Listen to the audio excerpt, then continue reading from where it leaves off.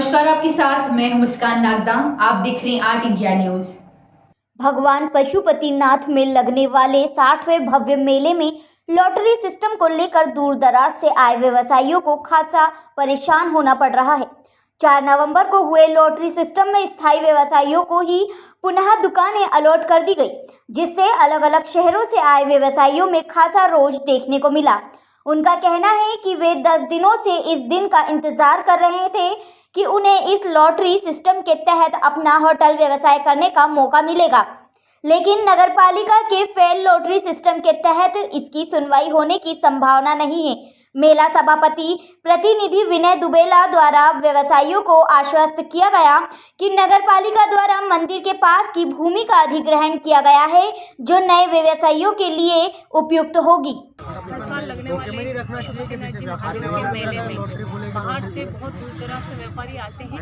यकीनन 1900 फार्म इस बार नगर पालिका द्वारा वितरित किए गए हैं और जबकि कुल 600 साढ़े 600 दुकानें नगर पालिका द्वारा बनाई जानी है। मेरा सबसे बड़ी बात तो ये कहना है कि जिस तरीके से निम्हाड़ा में मेला लगता है उसमें अगर 600 दुकानें हैं तो 600 ही दुकानों के फार्म दिए जाने चाहिए। निश्चित तौर पे हम अगली बार इस तरीके की व्यवस्थाओं के लिए सुझाव देंगे कि अगर 600 दुकानें हैं तो 600 ही फार्म दिए जाएं, जिससे कि बाहर से जो व्यापारी आए हुए हैं वो परेशान नहीं हों। आज सुबह हमारी सीएमओ साहब से और मेला समिति जी के अध्यक्ष से चर्चा हुई है और उस चर्चा के बाद एक नया भूखंड जो बाहर से व्यापारी आए हैं जिनको कि भूखंड आवंटित नहीं हुए हैं उनके लिए एक नई व्यवस्था तैयार की जा रही है, जिससे कि बाहर से आए हुए व्यापारी उस स्थान पर अपनी दुकानों को लगा सकें। दूसरी बात, 60 साल में पहली बार एक ये भी देखने में आया है कि 60 साल में पहली बार होटल व्यवसायियों के लिए भी जो एक निश्चित जगह हुआ करती थी उसको भी लॉटरी सिस्टम में लिया गया है, जिससे वो लोग भी परेशान हो रहे हैं। निश्चित तौर से कुछ कमियां प्रारंभिक तौर पर हैं जिनको सुधारने के लिए अभी सीएमओ साहब और अध्यक्ष से चर्चा की गई है और हम पूर्णतः व्यापारी लोगों के साथ हैं कि वो इतनी दूर से हमारे शहर में बाहर से आए हैं तो उनको किसी तरीके की परेशानी नहीं है। हमारी पूरी कोशिश है कि उनको व्यवस्थित जगह दिलवाई जाए। कल से भटक रहे लोग 4 तारीख का कहा गया फॉर्म जमा करने के लिए, तो क्या कहना है आपका? लॉटरी सिस्टम हुआ था, उस लॉटरी सिस्टम के तहत तो जैसा मैंने बताया कि 1900 फार्म में से 650 ही दुकानें दी गई हैं, तो यकीनन जो बाकी बचे हुए लोग हैं उनको अभी फंड आवंटित प्लाट नहीं हुए हैं। इसलिए आज सुबह से उनके लिए मेला ग्राउंड में क्षेत्रीय पार्षद गोस्वामी जी के साथ मैं लगातार व्यापारियों के सतत संपर्क में हूँ। सीएमओ साहब और मेला समिति के अध्यक्ष हैं, उनसे भी चर्चा हुई है और उनसे चर्चा करने के बाद नया मार्केट तैयार किया जा रहा है, जिससे उनको व्यवस्थित बाहर से आए हुए व्यापारियों को जगह मिल सके। सीएमओ नगर पालिका ने एक पारदर्शी व्यवस्था बनाने के निमित्त, जैसी मेरी जानकारी में है कि यदि व्यापारी बड़ी संख्या में मंदसौर के मेले में अपना स्थान प्राप्त करने के लिए आए और व्यापार करने के उद्देश्य से आए तो उनको निश्चित स्थान मिलना चाहिए।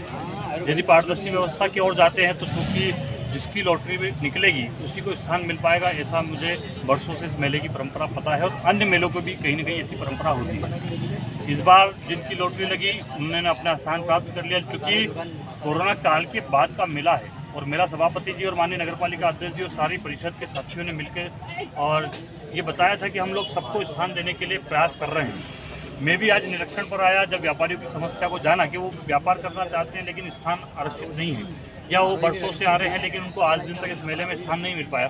तो हम सब लोग सामूहिक रूप से व्यापारियों के साथ चर्चा कर ये प्रयास कर रहे हैं और नगर पालिका अध्यक्ष पूरे उदार मन से ये भावना उनके प्रति उन्होंने व्यक्त की है कि उन सबको भी कहीं न कहीं समाहित किया जाए। तो हमने एक नया मेला परिसर और सुंदर बनाकर उन व्यापारियों को भी देने का हम प्रयास कर रहे हैं, लेकिन व्यवस्था बनाने में व्यापारी, मेला समिति और पार्षद मिलकर और हमारे कर्मचारी अधिकारी मिलकर सब मिलकर संयुक्त रूप से बना सकते हैं। इसमें व्यापारियों के सहयोग बहुत अपेक्षित है। जिन लोगों ने अफवाह फैलाई उन लोगों को दंडित करने के लिए जैसे ही हमारे संज्ञान में आएगा उनको भी हम नगर पालिका अध्यक्ष जी और सीएमओ साहब के माध्यम से, मेला सभापति के माध्यम से और दंडित कराने का काम भी करेंगे। कुछ लोगों ने अपेक्षा लगाया कि यदि वो ऑक्शन में उनका प्लाट खुलने के बाद यदि बेचता है, यदि वो कोई व्यापारी प्रामाणिक रूप से शिकायत करने हमारे पास आएगा तो उसका नीलामी में जो प्लाट बोली लॉटरी में निकला है वो निरस्त करेंगे, उसकी राशि राजसात करेंगे और उस पर प्रकरण दर्ज कराने के साथ ही उसको नए व्यक्ति को आरक्षित करने के लिए हम काम करेंगे। लेकिन यदि आप सब मिलकर और मंदसौर को इस मेले की भव्यता को और ऊंचाई देने के लिए सहयोग नहीं करेंगे तो ये संभव नहीं है कि हम लोग केवल और केवल बातचीत से हर चीज़ को या झगड़े से हर चीज़ को समाधान निकालें। हम सब मंदसौर के सारे प्रेस के साथियों से, मंदसौर की जनता जनार्दन से, मंदसौर के इस मेले में आने वाले व्यापारियों से भी आग्रह करते हैं कि बहुत अच्छा मेला लगने वाला है। पूरी नगर पालिका चाहती कि पारदर्शी व्यवस्था हो। मेरी सारे अधिकारी कर्मचारियों से भी चर्चा हुई। मैंने व्यक्तिगत रूप से एक सामाजिक कार्यकर्ता के नाते आग्रह किया कि जितने व्यापारी इस मंदसौर के मेले में आए हैं उनको यथा स्थान मिले और वो भी अपनी आजीविका चलाने में सक्षम हो और आगे बढ़ सकें। ऐसा प्रयास मंदसौर की नगर पालिका परिषद का, इसके लिए मैं उनका बहुत बहुत साधुवाद व्यक्त करता हूँ। जिस तरीके से कर्मचारी वगैरह व्यवस्था में लग रहे थे, इनका ये कहना था कि जो भी होटल व्यवसाय वाले उनके आज फार्म लिए जाएंगे और फार्म के माध्यम से आज ही लागू निकाल कर उनको दुकानें दे दी जाएगी। लेकिन समिति द्वारा निर्णय चेंज किया गया या कर्मचारियों द्वारा चेंज किया गया, इसका हमें जानकारी कोई दे नहीं रहा। हमारा ये कहना है कि अगर मान लो कोई जानकारी या कोई नियम चेंज हुआ है या कोई परिवर्तन होता है तो उसका सूचना पत्र जारी करें, समाचार जारी करें, जिससे ये व्यापारी वगैरह है, जनता, इनको पता लग जाए कि ये चीज़ हो रही कल। अब यहाँ कोई जानकारी लेने को लिए तैयार नहीं, कोई बात करने के लिए तैयार नहीं है। तो हमारा यही कहना है कि जो व्यापारी बाहर से सामान लेके आ गया और उसका अमानत राशि भी ले ली, अब उसके अमानत राशि के लिए उसको वापस 2, 4, 5 हज़ार रुपये खर्चा करके मंदसौर आना, फिर राशि लेके जाना, ये इनके लिए बहुत बड़ी समस्या हुई। एक तो भाड़ा लगी गया, लाना करना, उससे इनकी स्थिति काफ़ी दयनीय हो गई और ये लोगों को समझ में नहीं आ रहा है कि हम क्या स्थिति क्या करें। तो अभी नगर पालिका के सभापति जी से और कलेक्टर जी साहब से और विधायक जी से भी मेरी चर्चा हुई। कलेक्टर साहब ने कहा कि अगर मान लो कोई व्यापारी रहता है और उसको दुकान नहीं मिली तो अभी पास में जहाँ प्राइवेट मेला लगता था उस ज़मीन को कलेक्टर ने अपने अधिग्रहण में ले लिया है। उस भूमि को अभी जेसीबी चल के कब्जा हो रहा है और उसकी फसल को हटा के वहाँ पे दुकानें नगर पालिका देगी, उन व्यापारियों को देगी जो व्यापारी रह गए हैं और वास्तव में वो आते।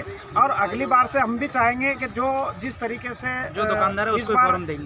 नगर पालिका ने ये जमीन अधिग्रहण का ये मामला लिया है और ये जमीन अधिग्रहण का मामला हम काफ़ी समय से उठा रहे थे कि इस जमीन को प्रबंधक महोदय, कलेक्टर इस जमीन के मालिक है, इस जमीन को मेले के लिए उपयोग के लिए ली जाए। तो आज इसका सबसे बड़ा काम तो ये है कि ज़मीन नगर पालिका के मेले के लिए उपलब्ध हो गई। तो अब ईमानदारी से अगर 2,500 दुकान भी आपको बना के देना है तो 2,500 देंगे, 5,000 दुकान भी बना के देना है 5,000 दुकान बना के देंगे। जब तक हमारे पास 5,000 फार्म जब बटेंगे, जब हमारे पास 5,000 दुकानों की व्यवस्था होगी। अब व्यवस्था 600 की, हम फार्म बांट रहे हैं 2,500, तो व्यापारी क्या करेगा?